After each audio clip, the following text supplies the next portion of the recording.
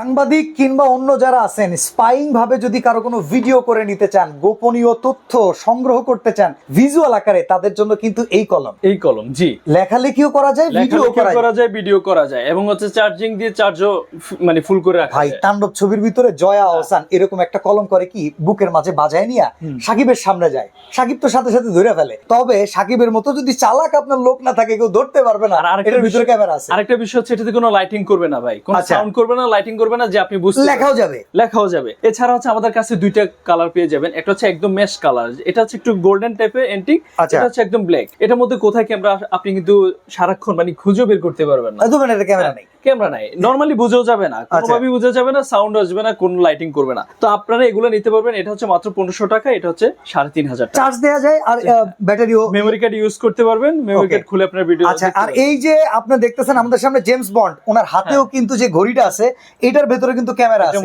এটার দাম কত? এটা হচ্ছে 5500 টাকা, 5500 টাকা ফিক্সড। এটা আপনারা নিতে পারবেন। এটার মধ্যে 32 জিবি মেমোরি আপনার বিল্ট ইন করা থাকবে, যে কোনো জায়গা থেকে যে কোনো সুন্দরভাবে ভিডিও ক্যাপচার করতে পারবেন। দেখেন ক্যাজুয়াল একটা লুকের সাথে হাতে যতটা মানানসই ঠিক ততটাই কাজের, যদি আপনি কাজে ব্যবহার করতে পারেন। এরকম আরো চমৎকার আইটেম কিন্তু আছে, ঘড়ির মতো দেখা যায়, ক্যামেরার মতো দেখা যায়, কলম আছে, ঘড়ি আছে, চশমা আছে, হোল্ডার আছে, সব পেয়ে যাবেন মডার্ন ইলেকট্রনিক্সে।